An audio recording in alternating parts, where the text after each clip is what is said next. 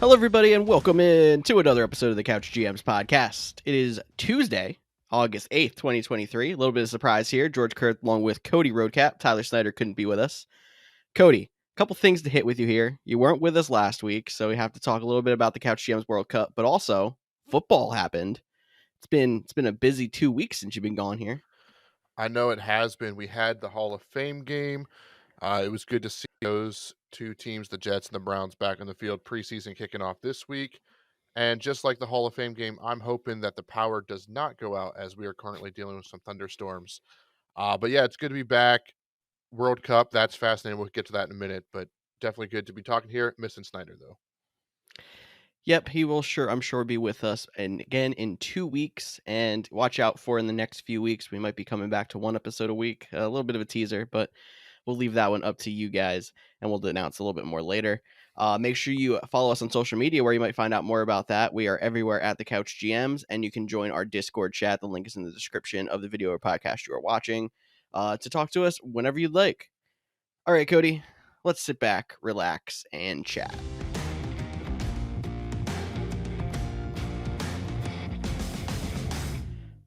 I guess we can start off with the exciting announcement that we made last week when Tyler and I were on with Kempy about the Couch GMs World Cup.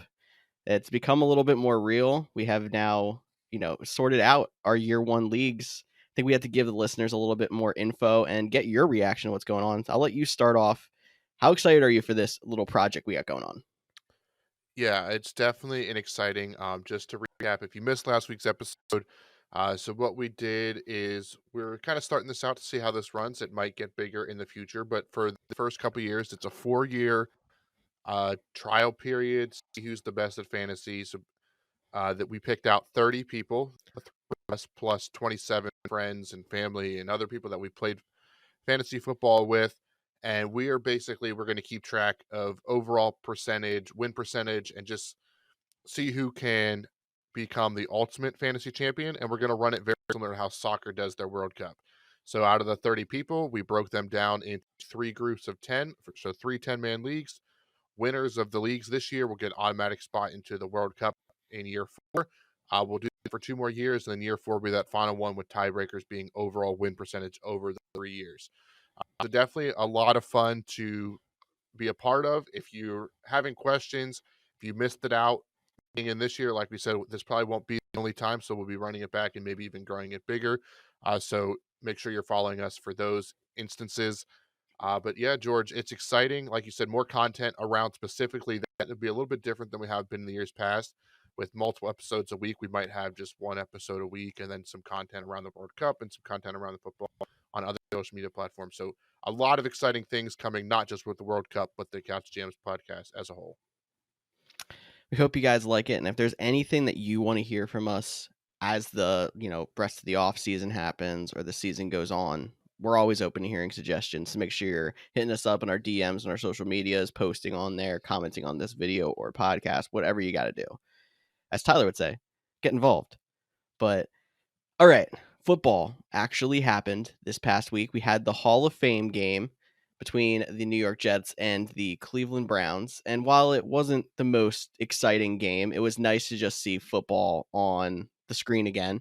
And of course, see the refs throw a bazillion and a half penalty flags too. But what are your initial thoughts from the first sign of football for the 2023 season?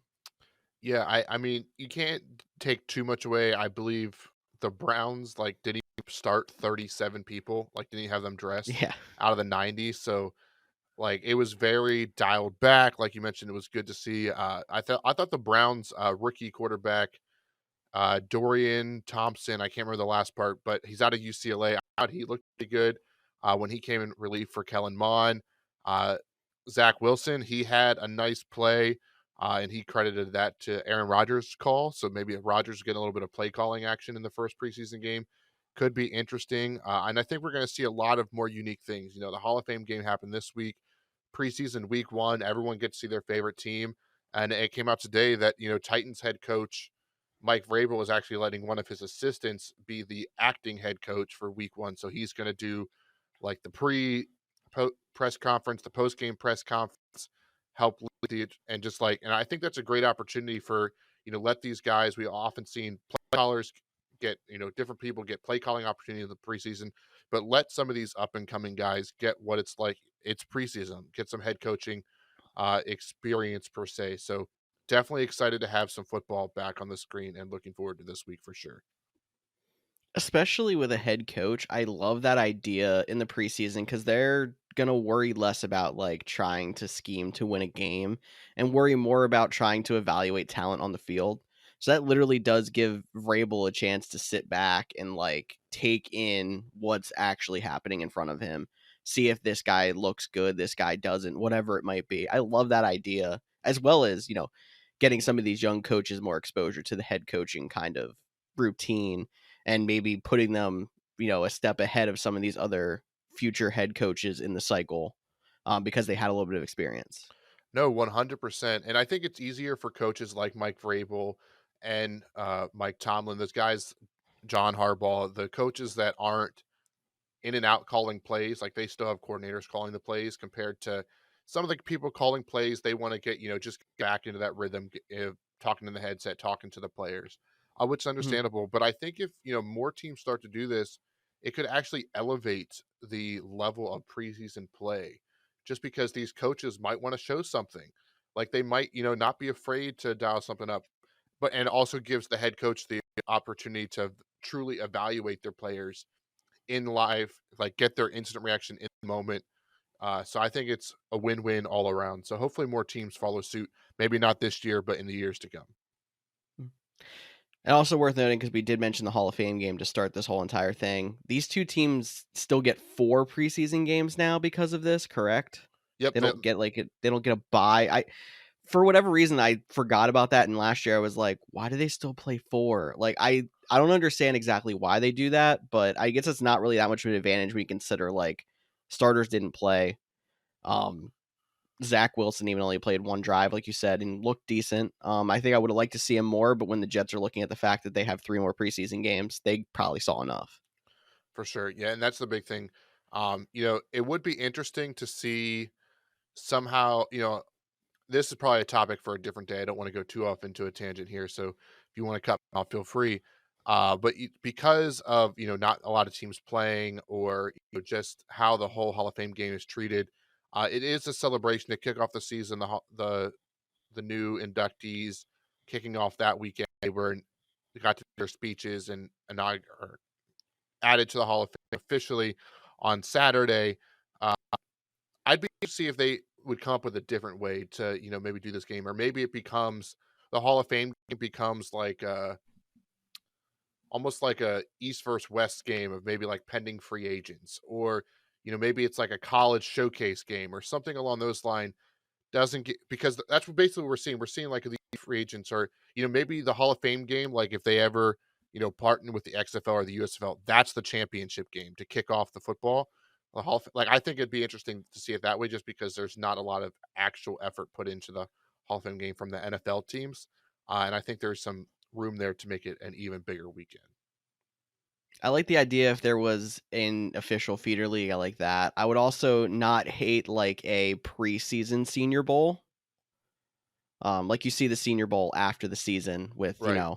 everyone coming out of college. But I mean, that players are going to come out of college if they're a senior. So like incoming seniors, they'll pick who they think is going to be the best that year and do like a pre-Senior Bowl. I like that idea for a Hall of Fame game.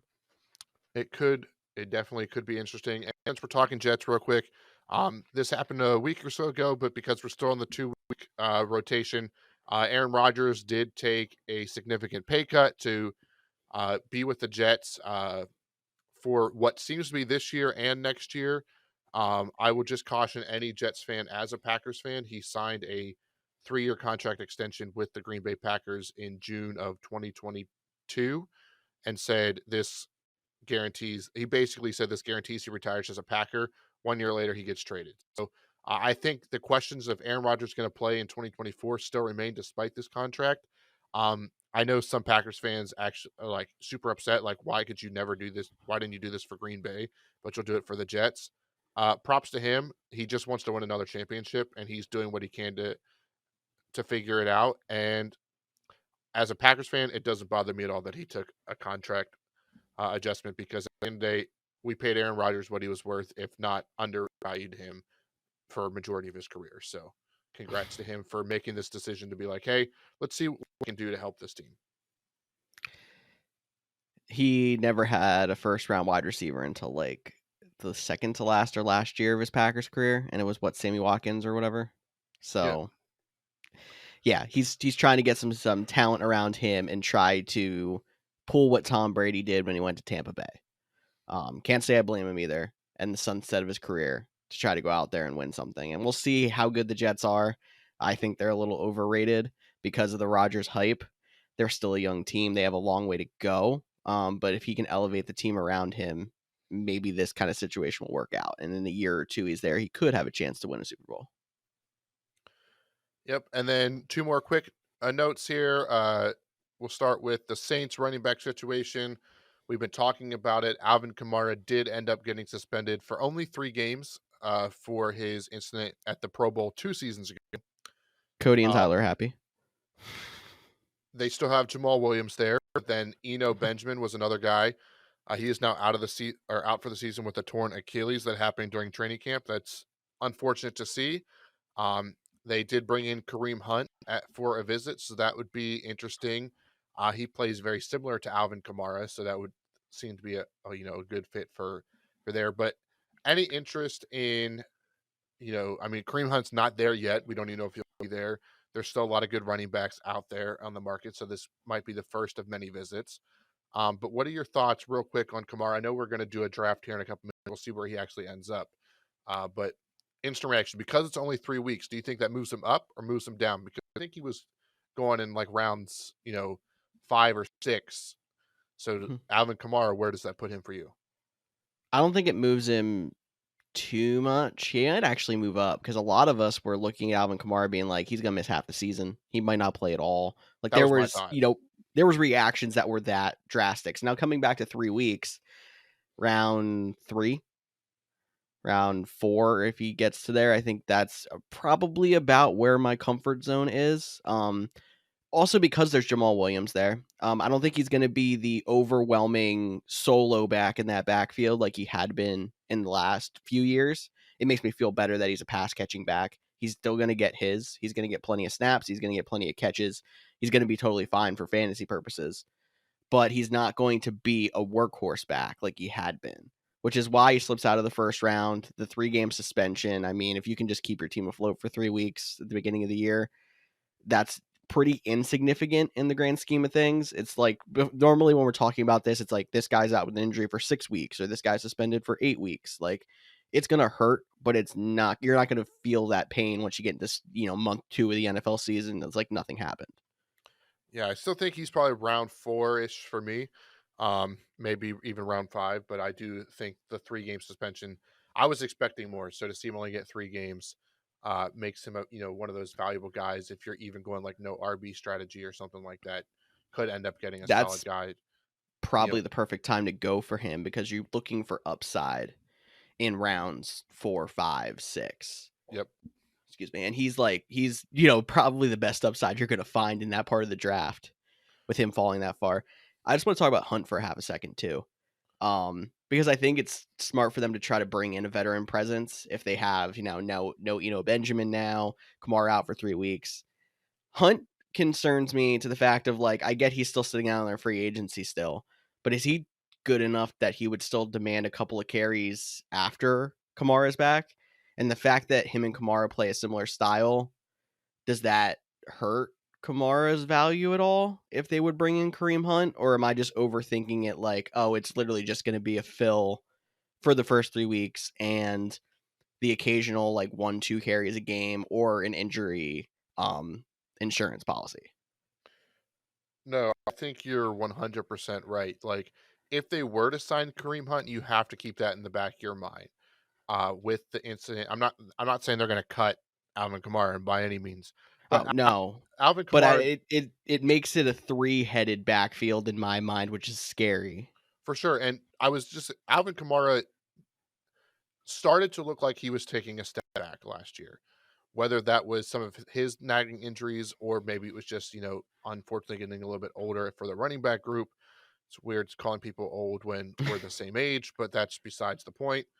Uh, but so I think if they do sign somebody, especially to like a Kareem Hunt, or if they get like Ezekiel Elliott or a Dalvin Cook, like one of those like big name guys that are still out there, you could even throw like Leonard Fournette into the mix. Like if they get a guy that they're not just coming in to be a camp body, yeah, it definitely concerns me. If they go out there and sign, you know, another like similar to what the culture they just signed Kenyon Drake because the uncertainty with Jonathan Taylor if he's going to play for them or because they're going through that, like you guys talked about on last episode. Kenyon Drake doesn't move the needle. We kind of know what he's been, and he's kind of at the same age. So like depending on the player, and it's hard to speculate without knowing who that player is. Yeah, because I mean, Kareem Hunt is not on the level of like an Ezekiel Elliott or a Dalvin Cook, quite in my mind. But like, if they would come like drop a bomb and sign one of those two, then you're really scrambling for like what are they gonna do? Maybe Hunt doesn't factor in if they do end up signing him, but even without Hunt, just say it's Kamara and Jamal Williams. Maybe the split workload will work better for Alvin Kamara, considering you said he was looking like he was going to take a step back. Sometimes when backs start to age, they go into a committee and it actually helps them be more productive per carry. So their overall performance doesn't change, but their number of touches goes down.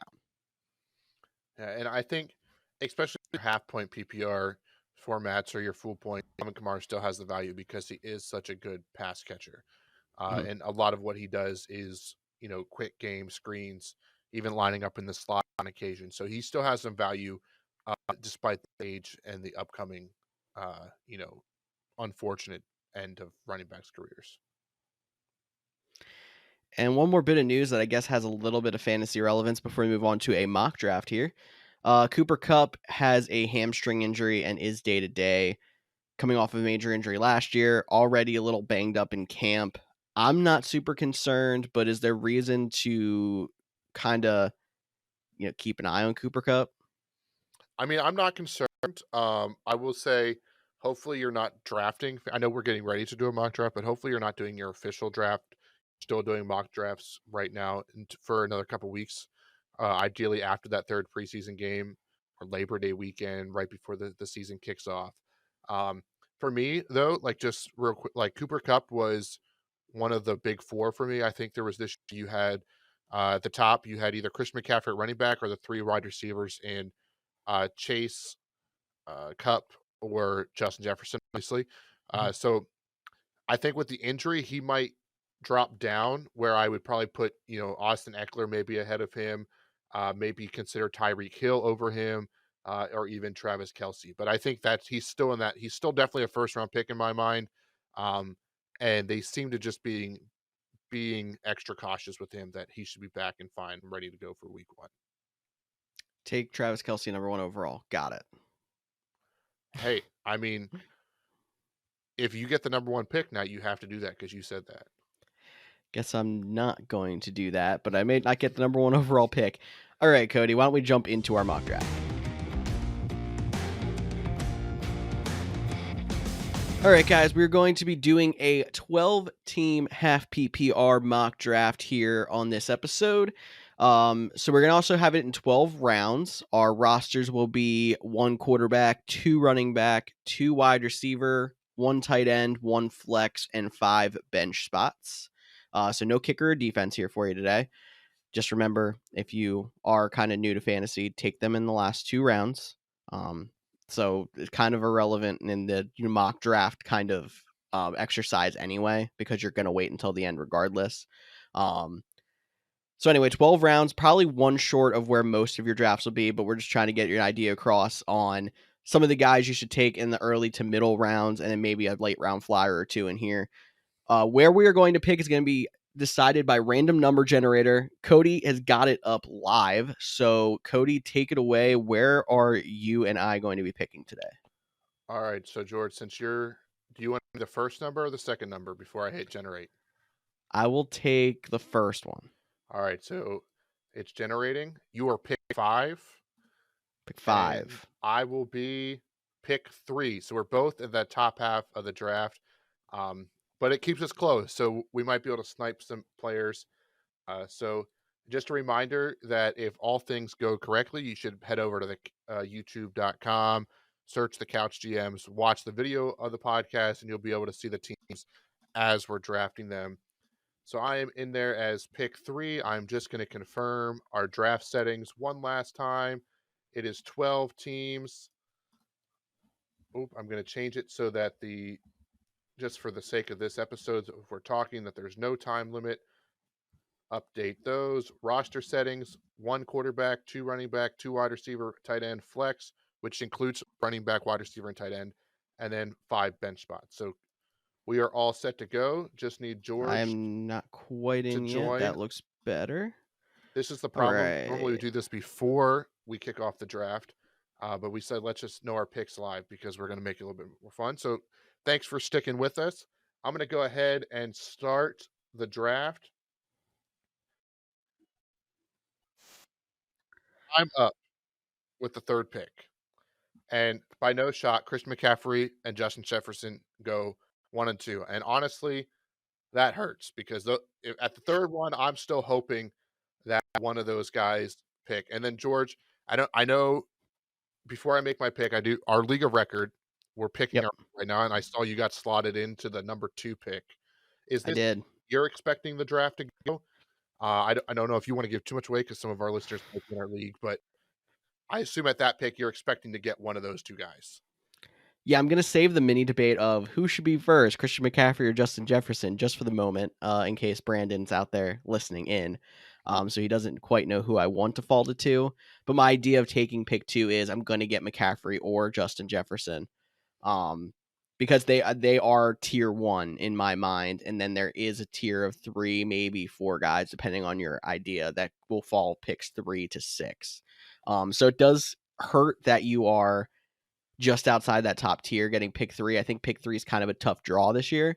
Um, but you're still getting a very quality player here on the top, and you're getting a little bit of a quicker turnaround in round 2 than those top 2 guys. Yeah. So like I said, if you asked me a week ago, Mhm. I would have thought, I would have been happy with the 4th pick. I had all 4 guys: Christian McCaffrey, Justin Jefferson, Jamar Chase, and Cooper Kupp, all as my top tier. But Cooper Kupp's not dealing with hamstring. Joe Burrow, who throws the ball to Jamar Chase, is dealing with a calf. So it kind of like sets those 2 back. So now the third pick is a little bit interesting. So I'm debating now between Jamar Chase or do I want to just go get a running back and Austin Eckler. But if you're a longtime listener in the show, you know I ain't taking running back in round 1. So give But he me doesn't take Jamar running backs at Chase. all. We'll go back to back LSU wide receivers. Team 4 took Travis Kelsey, which George was probably hoping that he would take at 5. It was I like Sleeper was was. listening to us. I We was are using gonna Sleeper. go. I just made the joke of Travis Kelsey at 1. And I know we've had some debates in the offseason too of like how high is too high for Travis Kelsey. Traditionally, it's been like pick 8, pick 9, pick 10. Um, Pick 4 is going to happen this year. I don't think pick 3 is going to quite happen. I think Jamar Chase, or if a team likes running backs, Austin Eckler, are going to end up going, before Kelsey. But I was hoping he would fall to 5. If I end up picking pick 5 in most leagues, I'm probably trying to aim for Travis Kelsey unless someone ridiculous falls to me. Um, so there's the draft tip for anyone that's going against me. If I end up with pick 5 this year, congratulations, you know what I'm doing. So now I'm sitting here like, is it Kupp or Eckler? And we got the Kupp injury situation. And I think running backs are at a premium this year. The fact that we were only seeing about 3, maybe 4 going in the first round is so different than what we're used to. We're normally 4 picks in, 3 are gone. So I'm going to go with the premium position and take Austin Eckler at pick 5, and we'll see what turns around to us here. Alrighty. So George took Austin Eckler. Uh, number 6, Cooper Kupp. 7 was Saquon Barkley. 8 was rookie Bijan Robinson. I'm going to finish out the round 1, then I'm going to come back to that. Tyreek Hill Yeah. went 9. AJ Brown went 10. Stephon Diggs went 11. And Nick Chubb went 12. So Bijan Robinson, going pick 8. Is that too rich for your blood? Do you think that's a good fit? What are your thoughts there? So you're also talking to somebody who was a Tyler Algier truther last year. So this one kind of hurts. I feel like the workload's going to be there. Obviously, the sky's the limit because he, was first running back off the board. We know he's a generational talent. And I like the idea of taking rookie running backs early, but I kind of feel like there's 3 running backs that were taken after him that I might feel just as comfortable with because there's a lot of question marks with Atlanta's offense. Is Bijan going to get a workhorse workload right off the bat, or is he going to kind of get eased into the offense the first half of the year? Um, so I personally think 8 is a little rich, but that's kind of the going rate for where he's going. With that being said, I'm not going to have a lot of shares of him this year, and I might regret it, but I'm gonna, I'm comfortable with regretting that. That's one of those guys. Like last year, we were talking about that a lot. I could be wrong on this take, but I'm okay with being wrong on it, and that's where I'm at on Bijan Robinson at 8. Yeah, I'm with you. I mean, for me, I would have took Chubb over Bijan Robinson. Chubb goes all the way to Yep. 12. I understand the next 2 that went. So to start the round 2 was Jonathan Taylor and Derrick Henry. They both have their question marks. I can get But they're Bijan right Robinson. around. Like I would bunch those 3 running backs together and be I like, was going to it's say the kind same of thing. a take your favorite of the 3. And it is worth noting that Atlanta was a top 5 rush offense last year with Tyler Algier. So you can probably expect the same output, but how much better can they get? Derrick Henry, a little bit older, but still the focal point in Tennessee. And then Jonathan Taylor, the guy we were taking number 1 last year, you get all the way at the start of the second round. On paper, Chubb and Taylor already looks like a dominant team, so we're gonna have to watch out for Team 12. But to finish up, not finish up round 2, but to get to George's pick, Amon St. Brown, he was third pick in the second round. Devontae Adams the fourth, followed by Garrett Wilson. Then our first quarterback off the round at 206 with Patrick Mahomes, followed by CeeDee Lamb and George. You are back on the clock after taking your hometown team's running back. What are you going to do in the second round? You thought you It'll never get escaped. old for you. Yep, it really will. Um, so next running backs on the board here are Josh Jacobs, and he's a whole project right now. He's not in camp with Vegas. We don't know how the contract situation is going to be. So he's another guy that like he could end up being absolutely amazing, and we hope that the situation gets worked out before camp. But I would feel much better getting him in round 3. So I would just, hope he falls, but he probably won't fall. Tony Pollard's next on there. That's a nice home run hit kind of running back in my mind, but I'm looking at wide receivers because I'm my favorite strategy from the little bit that I've mock drafted so far has been going hero running back. So take a running back that's really good in the first 2 rounds and then start loading up on wide receivers or tight ends otherwise. Um, so I got Eckler. He's going to be my hero running back. And now I'm looking at the wide receiver position where the top 3 guys are Jalen Waddle, Chris Olave, and T. Higgins. As much as I love T. Higgins, he's still a wide receiver 2 on that team. Chris Olave, again, I love him, but I don't know how much he's going to grow off of last year. Jalen Waddle, also a wide receiver 2 on an explosive offense. And you're wondering if Tua is going to stay healthy. I'm going to lean Jalen Waddle here, so he's going to be my pick. But is there any thought of the other 2 instead of Waddle? Or does that Tua injury situation not really bother you? No, I mean, I was hoping you would have talked yourself into Chris Olave since you loved him so much last year, and I could have gotten Jalen Waddle. So he would have been my pick. I don't think anything's wrong with Chris Olave. He's in consideration for me in 2 picks, or my pick is now up now that Brees Hall went. So he's definitely in consideration for me. Um, but this is where I'm torn a little bit because of how the game is going, and there is a little bit too when you're drafting to playing the system. Obviously, there's rankings. You know what the rankings say, but you might not know what your league is going to say. And I don't do this very often, but I think at the end of the second round, the value for Mark Andrews is really good.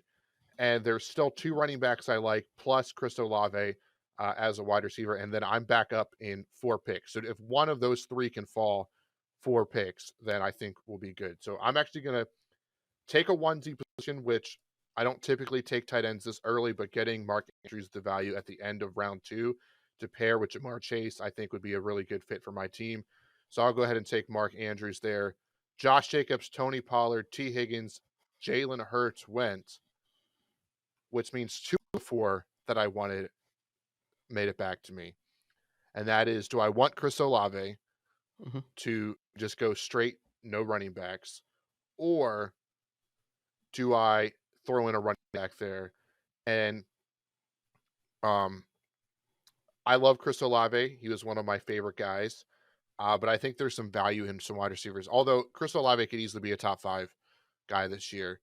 But I think very tough because this answer could change as we get closer to the season because this team keeps bringing in some running backs as a visit. They haven't signed any yet, but Ramondre Stevenson is currently still one of the guys that is pretty much a bell cow. They don't have Damian Harris there anymore. There's not a lot of guys there. So I'm going to take a flyer on Ramondre Stevenson and think because he has the potential to have the opportunities to be a bell cow. Najee Harris is sitting right there too. He's in a very similar situation, but they really seem to like Jalen Warren. So I'm going to go ahead and take Ramondre Stevenson and go completely different than how I typically draft in most This fantasy is mock interesting, drafts. yeah. Josh Allen That went is next, and you're very on the clock. not you. I like Chris Olave a lot. You could get So I'm him. probably going to go there. Yeah. Chris Olave is top on the board. If you're looking at other wide receivers, we got Devontae Smith here as well. Just don't like him quite as much as Chris Olave. DK Metcalf coming off of a slightly down year. And I'm not super sold that Seattle's offense in general can replicate what they did last year. Deebo Samuel sitting down here as well, how the mighty have fallen there. It's interesting that Najee Harris is this low, but like you said, it's just he just wouldn't hit the hole last year, and they started using Jalen Warren a lot more, and that's why he's down here this far. I'm gonna stick to my guns with hero running back, and I'm gonna go Chris Olave, but I just wanted to talk about a couple of those guys since there's such a long turn after me here. I'll count us through once this goes in here. Yeah, there's Apparently, one I guy. can't pick Chris Olave. Why can't you pick Chris? There we go. And now it worked. Devontae Smith went next, and then Najee Harris at pick 3-7. Joe Burrow, the next quarterback off the board, then Jahmyr Gibbs, Lamar Jackson, Travis Etienne, and Keenan Allen. Cody, who would you want to talk about there before we go to the next round? No, I was saying I had my guy that I was hoping that would fall. And in the 4th round, Aaron Jones might be the steal of fantasy football this year. And I know Yes. I'm a Packers fan, but Jordan Love is not. I'm not saying he's going to be good, but I'm not saying he's not going to be terrible. Like I think people are sleeping on the Packers, hence why you're seeing Aaron Jones go in the 4th round. And AJ Dillon is there, but Aaron Jones he's a big part of the passing game. You know, we're only a couple years removed where he led the league in touchdowns, are tied with Christian McCaffrey the year Christian McCaffrey probably could have won MVP. So Aaron Jones in the 4th round, I think, is a steal. I was hoping in some way, shape, or form he would have fell all the way back to me. Don't even know if he would have got past George at this point. And then Calvin Ridley in the 4th round. He's looked really good in camp. I know there's still a lot of speculation as for the year off, but these are some of the guys that like are pretty exciting in round 4. Which, if you're taking multiple running backs, or if you take a tight end early or a quarterback, and you can still get one of these guys, helps offset that positional value. Well, like just look at this entire round. I'm going to run it down because we didn't talk about round 4 yet. So round 4 was DK Metcalf, Deebo Samuel, Ken Walker, Aaron Jones, Calvin Ridley, Alvin Kamara. So you went round 4, kind of like what we were saying earlier, and Justin Fields. There's legitimate argument for every single one of these guys to be like, this guy could be a league winner. I mean, Justin Fields has to pass more, but still. Yeah, well, I mean, not necessarily for fantasy, man. Just let him go out there and break all these 70-yard touchdown runs again. And I don't care how much he throws in fantasy. The Bears should care. But no, he made people make the playoffs from being completely dead in the water in the middle of last season. Of course, he fell off near the end and wasn't the savior that carried it all the way to a championship. But he had teams make the playoffs that shouldn't have even been close because he was popping off 40-point games in like the mid weeks of the season. You're not wrong. I did make the dynasty playoffs with a pretty bad team because of Justin Fields. So we'll see how he goes. But George, you're up. I'm not going to tell you who it is, but don't take my guy. Thank you. You're welcome. Austin Eckler, Jalen Waddle, Chris Olave is my team so far. So I've got one running back, two receivers. Top of the board right now is Joe Mixon. Another very interesting running back who is a former first round pick. He did have the contract restructure in Cincinnati, so he seems to be staying. He seems to still probably have his workload. He just had a little bit of a down year last year. I like that value in the fourth round as well, so I'm going to go there and just see if that was Cody's guy because there's only one pick between. The next guy that came off was DeAndre Hopkins. Either of them your guy, Cody? I would have taken Joe Mixon if I didn't have Jamar Chase. Although I do really like the Bengals offense. Two in the first four is still a little bit too rich for me to have double up that That makes sense. of the same team. But I think Mixon, being a former first round pick fantasy and then getting him in round four, like they still run the ball. I guess maybe people might still be a little bit concerned that some sort of suspension may be looming with all the what kind of happened hearsay information this offseason. But they brought him back. He took a pay cut because he wants to finish his career at Cincinnati. So there's no Samaje Perine behind him. Like I think this is a good fit. So I really like how your team was. I think you're getting a good round. Which Just go ahead. to talk about the suspension thing really fast, like we saw Alvin Kamara had a thing happen 2 years ago at the Pro Bowl. He's just getting a suspension now. There's not even as solid of a case on Mixon as there was on Kamara because it's like hearsay, like you said. So I'm not even convinced anything's gonna happen. But if it does, it's not gonna happen that fast. He's most likely good for this year. But you never know; anything could pop up out of nowhere. Yeah. So I actually didn't think you were going to take the guy I wanted, just because of who it is. And this is very untraditional for me. But when I look at my team, I took Mark Andrews and I view him as my wide receiver too. So typically Mm-hmm. I'm all about wide receivers, but with Amari Cooper, Terry McLaurin, kind of the top guys, don't move the needle for me.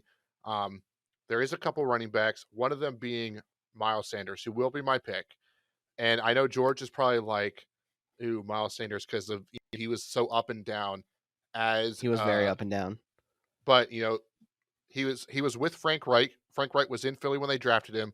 Frank Reich said, "This is my guy. I want to go get him." He got one of the biggest contracts uh, for a running back this offseason.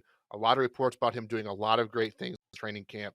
So I think Miles Sanders could be where it's not as I'm not going to be champion it like I would if I got Aaron Jones here, but I still think there is sneaky value here for Miles Sanders in round four.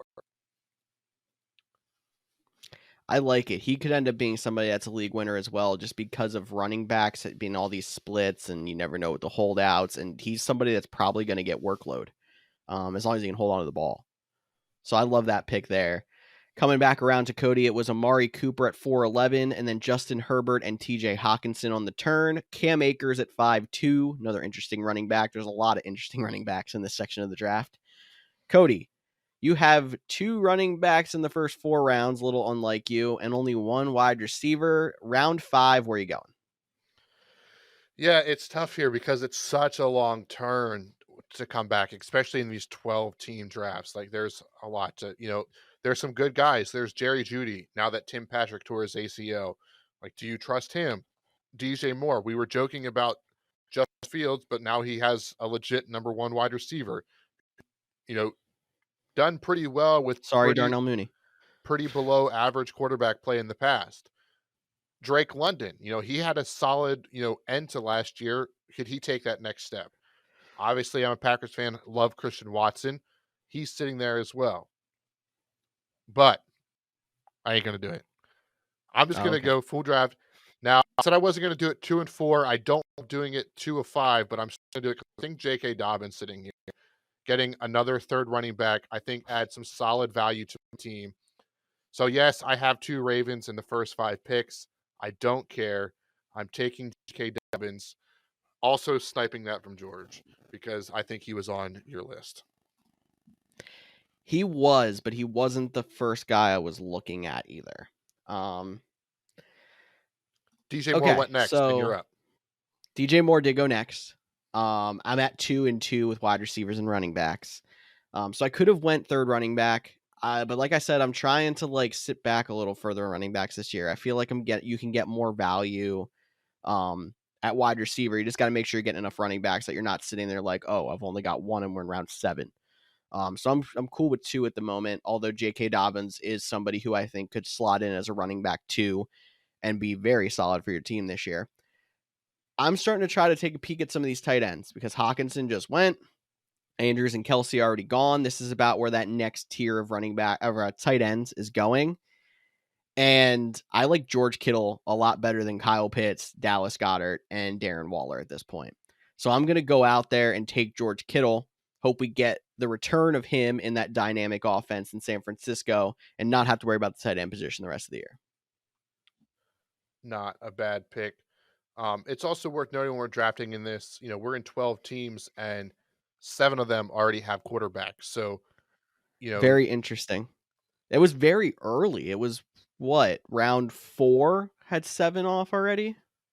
yeah, end of round 4, Herbert was the 7th quarterback take. So that's something interesting about how the draft is going, letting these good players push to us. But after George Kittle went Drake London, followed by James Conner, which is a sneaky 5th-round pick because he is the guy in Arizona.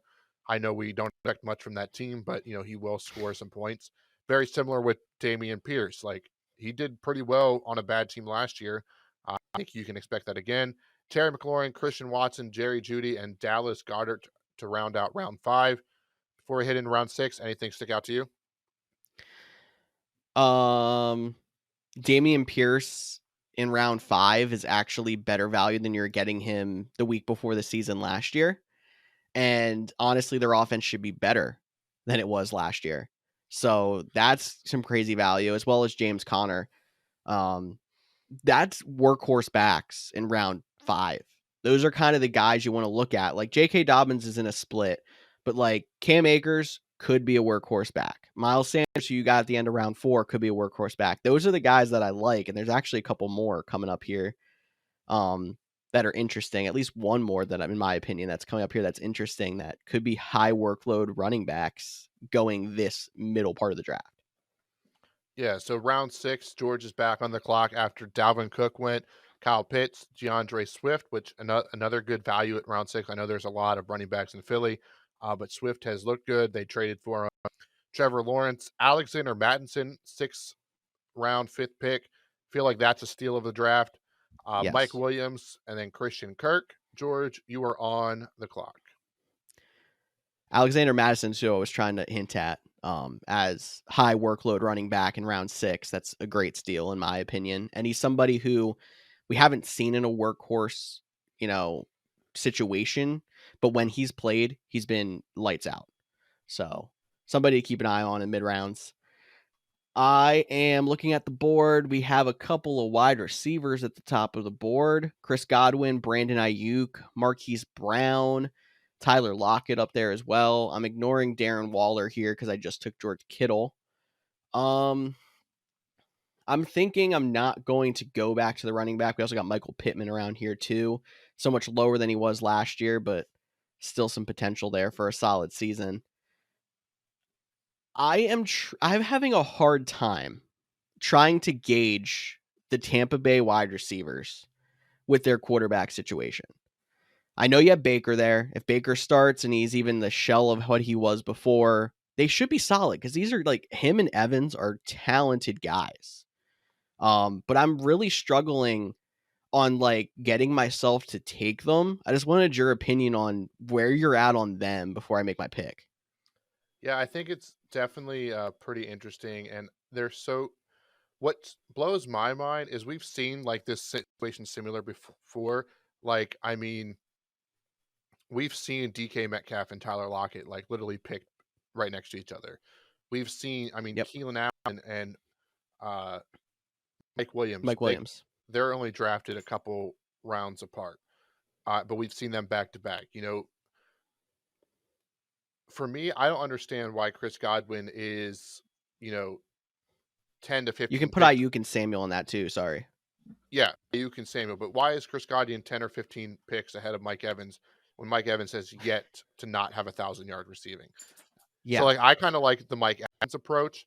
Um, Obviously, they're probably going to be pretty similar. Chris Evans might be a little bit more consistent, where like he won't have as many big weeks, but he might be better at getting you 10 to 12 each week, where Mike Evans might be 3, 21, 4, 18. Like that might be his, unfortunately.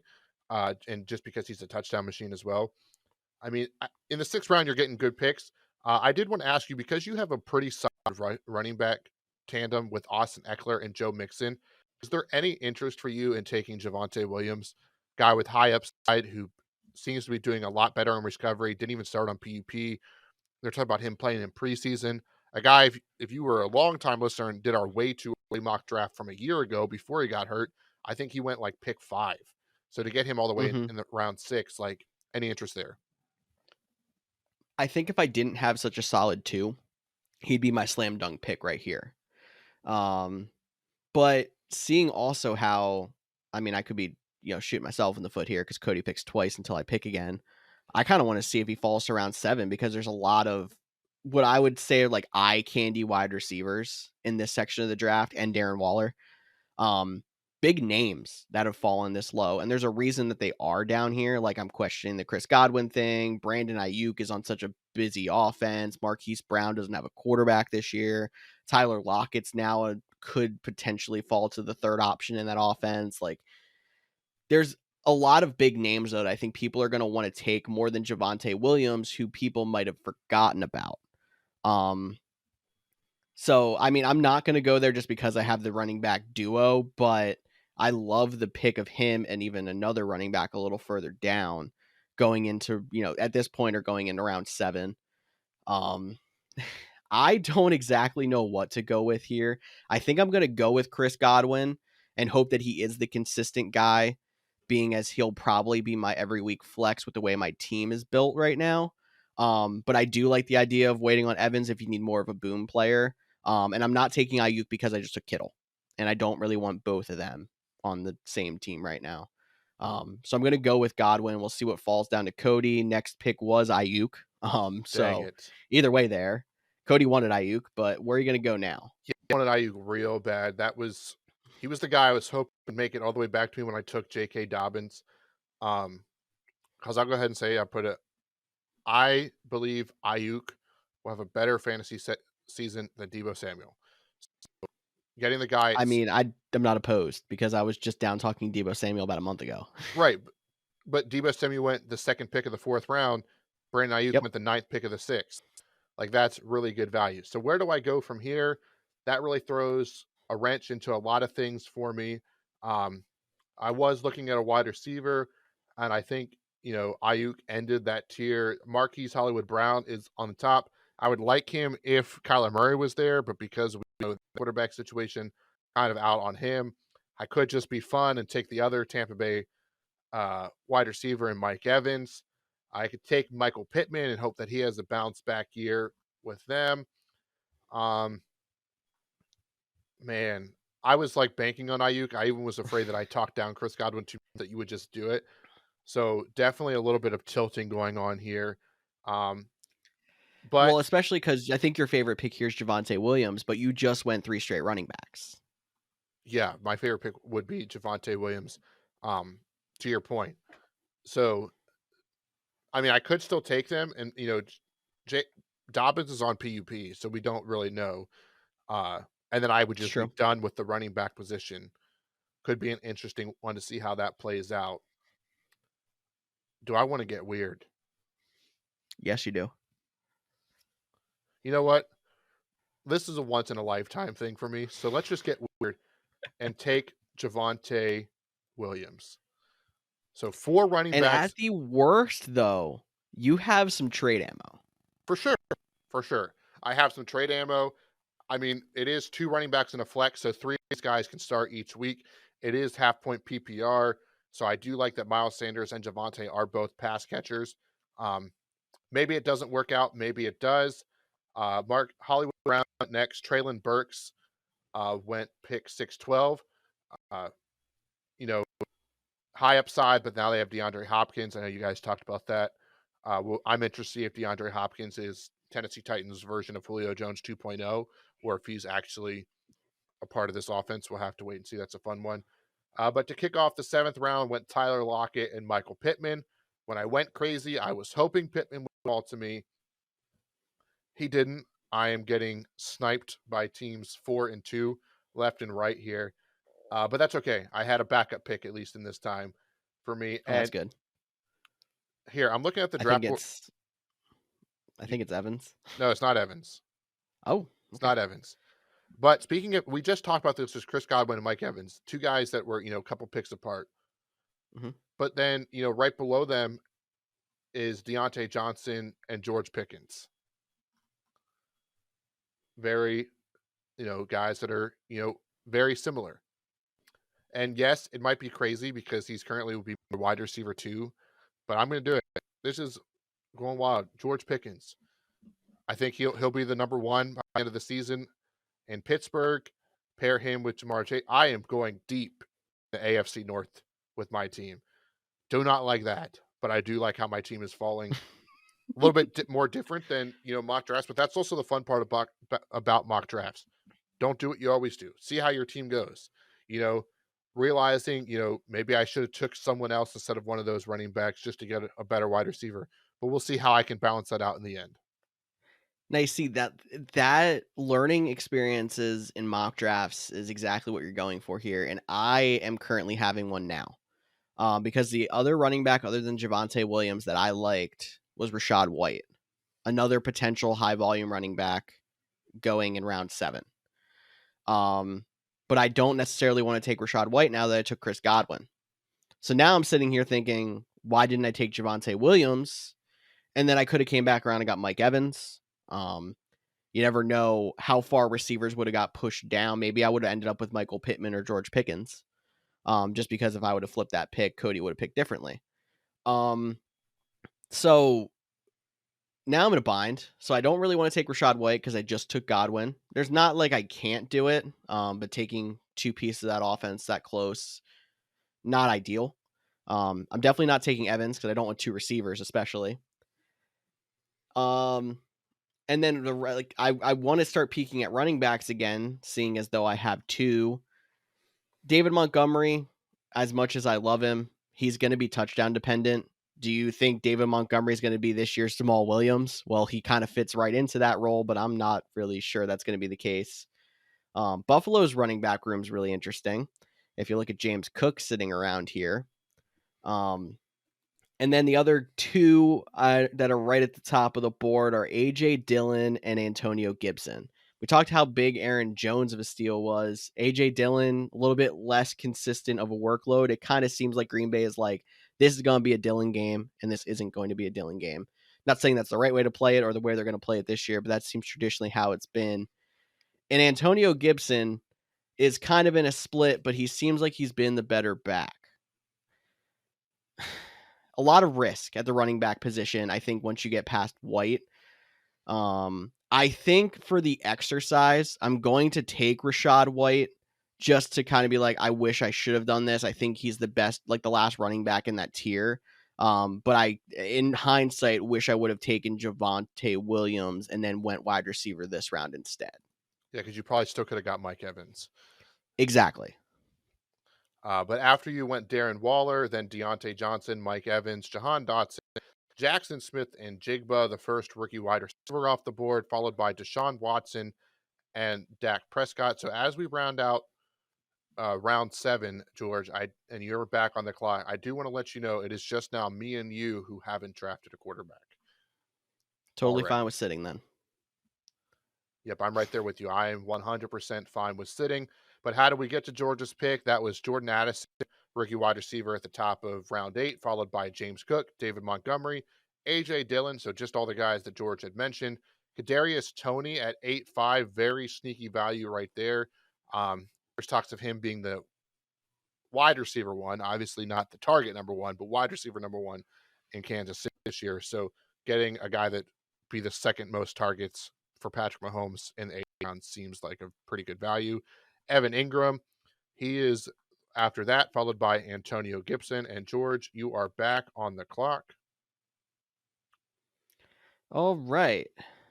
Um, I have 3 running backs on my roster now. I think my goal is to get 4. So I'd kind of try to like take a look like further down the running back board and kind of see who's sitting out there, and is there anybody that I wouldn't mind waiting on and seeing like, oh, if this guy comes to me later, like in 2 rounds, maybe I'm okay with not taking a running back now. Or if there's a lot of guys down there, you're like, I don't like that pick, like any of these picks at all. You kind of jump up and like take a Charbonnet or a Rashad Penny or a Brian Robinson, and try to like, bolster up your bench running backs for your bye weeks, and hope that one of those guys hits. I think there's a couple guys later that I like, so I'm going to sit here and look at the rest of the board. Tua's near the top of the quarterback board right now. Not really interested in taking one yet. Like Cody says, just him and I. So I'm gonna we'll see which one of us waits out longer. Um, Brandon Cooks, top receiver available, and you got Quentin Johnson, another rookie wide receiver. Two interesting picks for me. The two I'm kind of between. Are we going to see a resurgence of Michael Thomas? I'm not going to take him because I have Olave. Or Gabriel Davis. I loved Gabriel Davis last year. He obviously didn't work out, but he was still very solid. He was kind of a boom or bust player.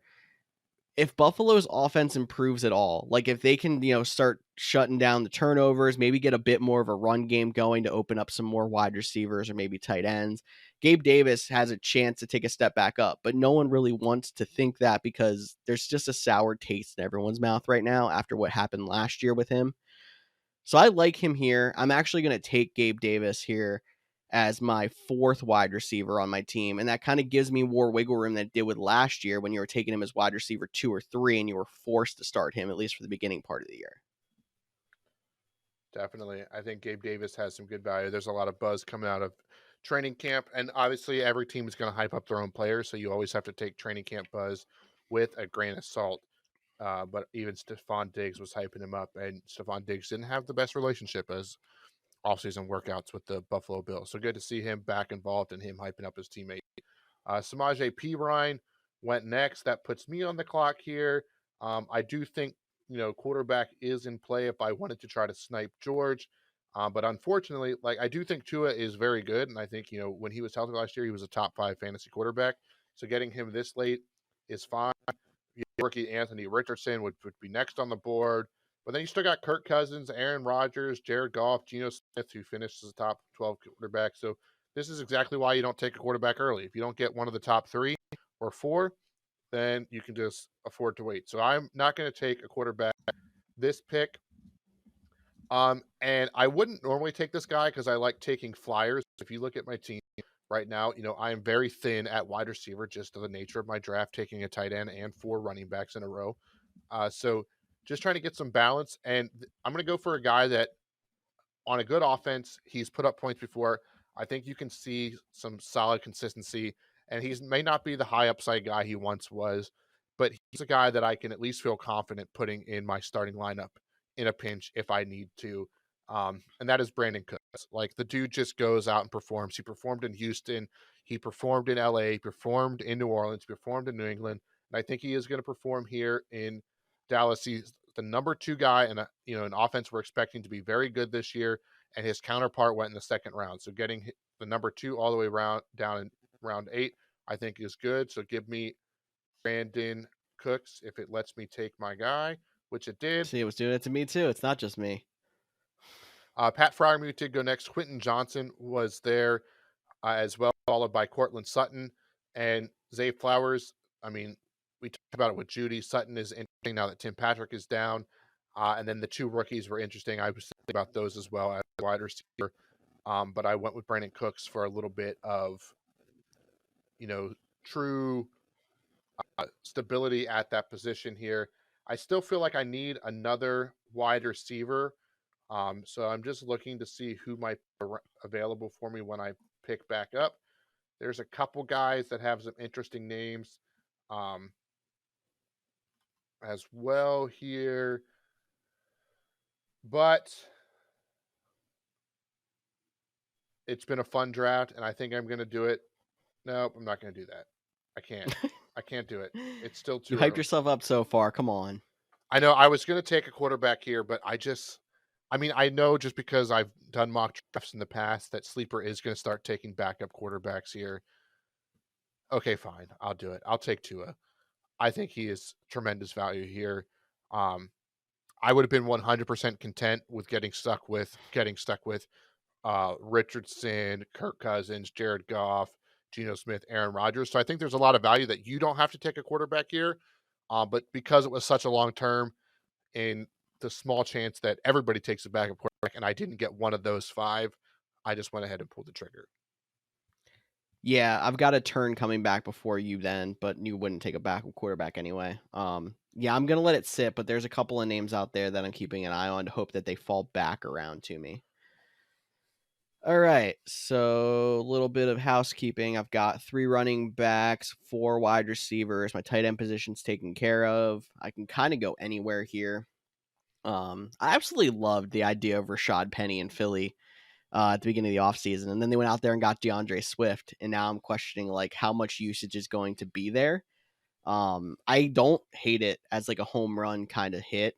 I think he's even more of a home run hit than the next guy that's on the running back board with Brian Robinson.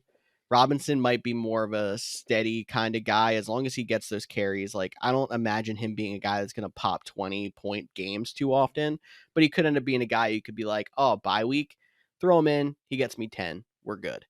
Rashad Penny is more of a home run hit. And when I look at my running back room of Austin Eckler, Joe Mixon, Rashad White, I don't mind taking a home run hit at the position. So I'm going to go with my 4th running back. I'm going to take Rashad Penny. And there's a chance it absolutely blows up, but it's also round 9. So it's not really a big risk. So Rashad Penny, you had to get your second favorite team homerism in there. Brian Robinson went next. I say that as he wears literally a Philadelphia sports shirt. Make sure you check us out on YouTube. But then after him, like I said, Brian Robinson, then Michael Thomas, David Njoku, Jamal Williams, Anthony Richardson. So our first team to take a backup quarterback, followed by Khalil Herbert, which I think is a sleepy or a sneaky good pick, not a sleepy.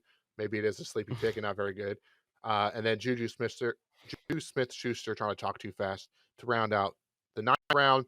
Damian Harris, Elijah Moore, which I think is actually a pretty good value in the 10th round there. He's done some pretty nice things in training camp so far. New team, fresh start. And he actually had a pretty good rookie year. I think he's getting, slept on a little bit. Rashad Bateman after him at the 10:03. Devin A. Chain, interesting name, the rookie out of Miami. He has every chance to be the starting running back in Miami. So that is a name to keep an eye on too, as the late round flyer.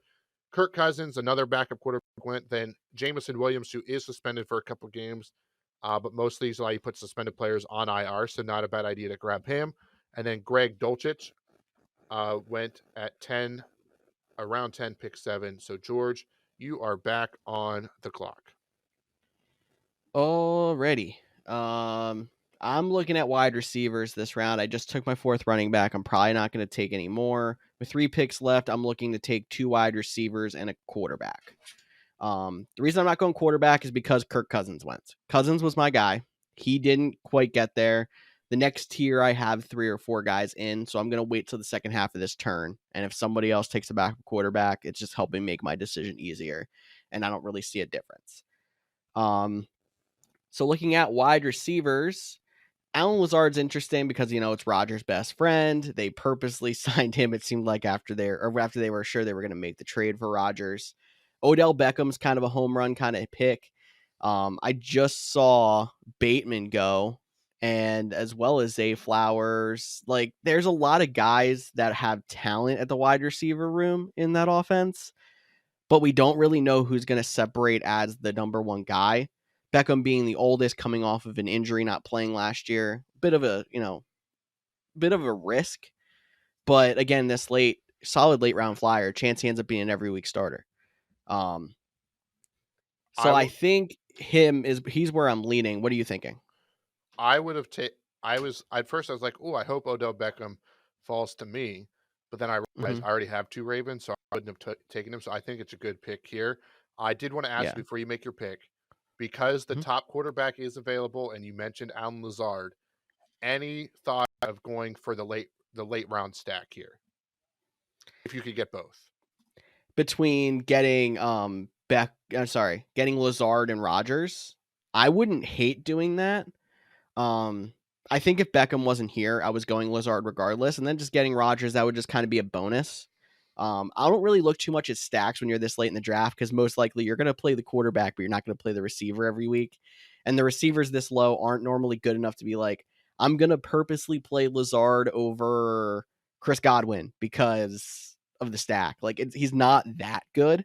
And if he proves me wrong, that's just a bonus. But um, not something I would look into, but not a bad play at the same time. You're not just all right. Go ahead, make your pick. Odell Beckham there, and then Dalton Schultz went next to bring Cody back up.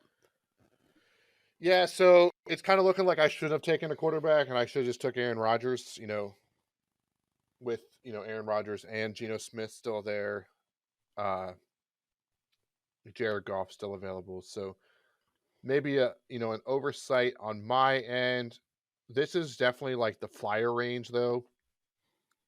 Um, and I have two guys that I want to take flyers on, but I think I can get both of them here because they're pretty far down. At least I can definitely get one of them, and I'm going to take them with my next pick. There's two tight ends, Chigozium Okonkwo, also known as Chig. Very sleeper pick if you didn't take a tight end, but me and you both took tight ends pretty high. Dalton Kincaid uh, there as well. I have my running back sent. I don't need to take another one. If I was, I probably would take the rookie Ken Miller. We talked at the top of the show about all the issues with New Orleans. That's another guy with a name in the mix here. So I'm kind of torn because I want to take someone with high upside, but I think Allen Lazard is good value at this point. And it kind of does, again, give me some stability to remember when you're looking at my team, you're going to be like, this is why you shouldn't have taken 4 wide receivers because of how the tight end position works. I really view Mark Andrews as a wide receiver. And I think what I get from him and, a George Pickens or a Brandon Cooks, those points combined will be better than whatever the wide receiver 2 and the tight end for my opponent will be, except maybe the week I played Travis Kelce. So I'll go ahead here and I'll take Allen Lazard. Aaron Rodgers, his buddy, went next, followed by Elijah Mitchell. Dalton Kincaid and Chigozium Okonkwo went next. Puts me back on the clock here. I mentioned there's two guys that I would want to take. One is a rookie. One is not a rookie. But I think I'm going to go with the rookie here. It's a guy I really like. I think he has potential to break out.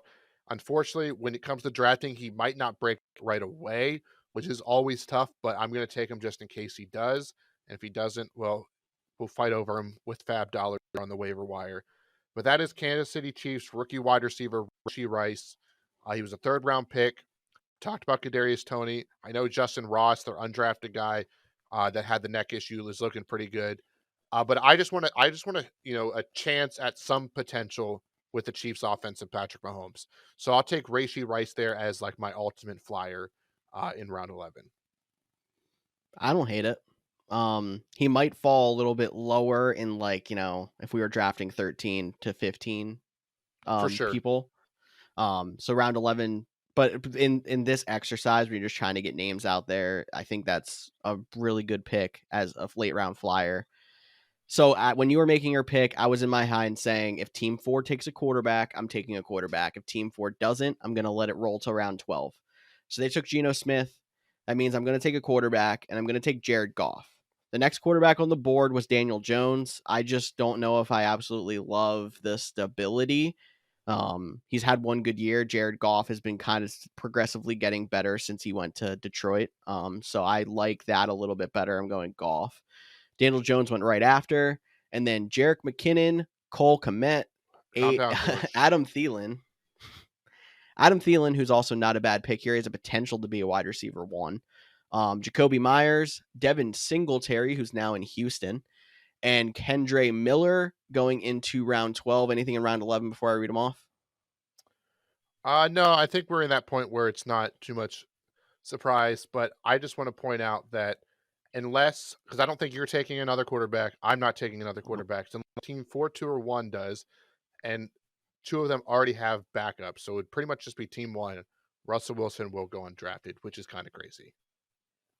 Russell Wilson will go undrafted, which is why I don't hate waiting this long.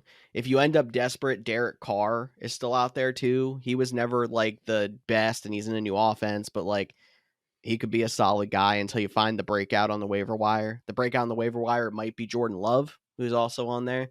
Quarterback potential still sitting there in round 12, despite most teams taking a backup and Cody and I having one. That's why I don't like taking a quarterback early, but I will say, like, oh, yeah, Lamar Jackson has a chance to be huge. Patrick Mahomes is always solid. Like, it's not, it doesn't kill your draft, but I'd prefer not to most of the time. No, One more pick. I'm with you. If you're going to take a quarterback, you don't take a tight end. You don't take both of those positions in the top, 8 rounds. And then And if you look at it, the tight ends coming off the board right now, the Cole Kmet, Sam Laporta, Tyler Higbee, compared to the point potential from Daniel Jones, Derek Goff, Geno Smith, such a drop off. for sure. So that's why I think we both went tight end earlier than we have in years past. So I think that just Mhm. shows, trying to get one of those top guys is kind of important. And Travis Kelce went number 4 overall. So tight end is definitely a position that you have to at least be prepared about when it comes to fantasy football this upcoming season. 100%. That's one of the positions I'm putting emphasis on when I'm saying I'm putting less emphasis on the running back position. It's kind of like I'm replacing one of those running backs that I would traditionally draft in those early rounds with a tight end. That's kind of where my mindset is in this year's drafts. If that's right or wrong, we'll find out. Last pick, I'm going wide receiver. I'm trying to see if there's any like sneaky guys down here who could be big potential. Van Jefferson could have a better year if Matt Stafford is all go, which it seems like it is. It seems like a lot of people are very touch and go with Matt Stafford, even though all the signs have been he's completely fine. Can't say I blame him. Alec Pierce is a name down here that's interesting. DJ Chark now in Carolina. We don't know how their wide receiver depth chart's going to break out. Um, I'm going to go with a rookie just as my last little dart throw late round flyer. And I'm going to take Jalen Hyatt for the Giants because the Giants wide receiver room is also wide open.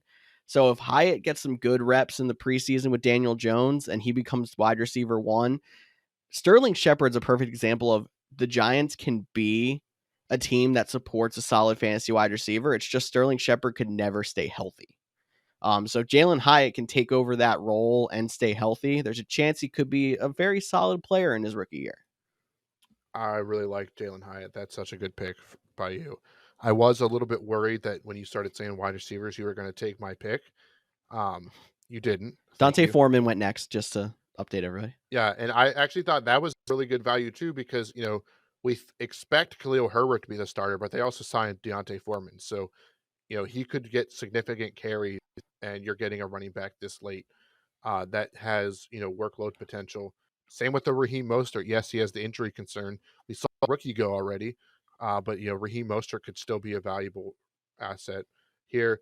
So if there's 3 picks left because we're not doing kickers and defenses. Um, if we were doing an actual draft in the league that I was going to play in, I would actually pick a different player. I would pick Kyler Murray here and just stash him in my IR and then pick up the guy I'm going to draft. But because we're not doing that, I'm just going to draft this guy. Uh, you can call me a homer. I don't really care. But there, Romeo there is Dobbs. real breakout potential this year for Romeo Dobbs. He has a connection with Jordan Love. It's building. Jordan Love is building a connection with all his guys, but he's definitely a guy that we've seen have some moments. He's doing everything right. Maybe just because I'm a little bit more locked in as a Packers fan. Uh, One-on-one drills, he had an amazing catch over Jair Alexander. Not that Jair wasn't in a good position. He just got higher for the ball at that moment. He's been making some plays. And, Romeo Dobbs is a guy that has just as much potential to be the number 1 wide receiver on a weekly basis as Christian Watson. And I'm quickly trying to figure out where he went but I believe it was around 4 or 5. I can't see C-Dub in my list from this He far was away. round 5, pick 10. Round 5, pick 10. So 7 rounds later, I'm getting a guy that has just as much potential to be the number one guy. Yes, Christian Watson had the amazing November into December last year, 7 touchdowns in 4 weeks. And hopefully that comes back this year. But Romeo Doubs could end up just being that solid possession guy that, not expecting a lot, but a solid starter here as a flex week or to help me cover with bye weeks. So that was my pick. Raheem Mostert went next, and Team 1 did it. Russell Wilson did not go undrafted. But, so solid pick for them. Not a fan of taking backup quarterbacks, but, to each their own. Really quick, just because I want to mention him. What are your thoughts on how the Miami backfield's going to break out? Because Devin Achane was the first Miami running back off the board in round 10. Raheem Mostert, second to last pick in round 12. And he's actually listed as the starter on the depth chart. Yeah, I think it's just people in fantasy like, can you trust Raheem Mostert to be healthy for 4 weeks before Achane takes over? If he It's does, true. I think Mostert is going to be the starter week 1. Like, I really do. And I think he has potential to be the number 1 guy all season long if he can stay healthy, which he struggled with, which is why people are very excited for Devin Achane. And Devin Achane is fast. And that Miami Dolphins offense is fast. And kind of being slept on a little bit. People forget made the playoffs last year with Tua missing multiple weeks with concussions because another team in the division, although they did get better, is the media darling. Shout out to Hard Knocks starting actually tonight when this airs. Hard Knocks Oh, starts tonight, about I that. believe. So if you made it all the way to 1 hour and 16 minutes, I know it's a little bit longer episode. Shout out to Hard Knocks and shout out to you guys for making it. But yeah, I think it's an interesting backfield, and I think that vision as a whole, maybe excluding the Patriots, is a fun one to watch play out this whole season. Shout out to Computer Team 1. I actually like pick 1. I think that's probably the most solid team in the draft, besides maybe one of ours who, human pick teams normally have a little bit more TLC. I have a question about Team 1. Yeah. Do you like Team 1's wide receivers better or my wide receivers better? I know that's not a fair question because the running backs are so different. Yeah. But just because. So for anyone that doesn't see on the screen, Team 1 has T. Higgins, Traylon Burks, Tyler Lockett, Quentin Johnson, Cortland Sutton, where I have Jamar Chase, George Pickens, Brandon Cooks, Alan Lazard, Rashee Rice, and Romeo Doubs. I think I like yours better just because of, at the top, Chase better than Higgins. At least I hope. It's funny they're on the same team. But when it comes to depth, I like them probably just as much. And it's interesting they went 2 running back, and I don't think the computer did this on purpose, but they handcuffed McCaffrey with Eli Mitchell, which is the one handcuff that I would go for this year. Yeah. Hey, Sleeper knows what they're doing. Not a sponsor, but they want to. Feel free to reach out. But yeah, it's also interesting. We took very similar strategies. We took, the guy T. Higgins, Jamar Chase. Then we took our pick of the second year wide receivers. Got a solid veteran, and then took some flyers. So I think it's definitely interesting to play out. Any other teams that you want to mention? Just one last reminder: head over to YouTube, the Couch GM's YouTube page, if you want to see, the whole breakdown. It should be full screen right now for our video listeners. I like Team 9 a lot as well. Tyreek Hill, Devontae Adams as the carrying of that team. Jamar Gibbs, if he breaks out, solid. Aaron Jones with the steal pick. Actually, they handcuffed him with AJ Dillon as well. And if you don't want to start Gibbs in the first 2-3 weeks, you got Jamal Williams there as well, who's going to be starting in New Orleans at the beginning of the season.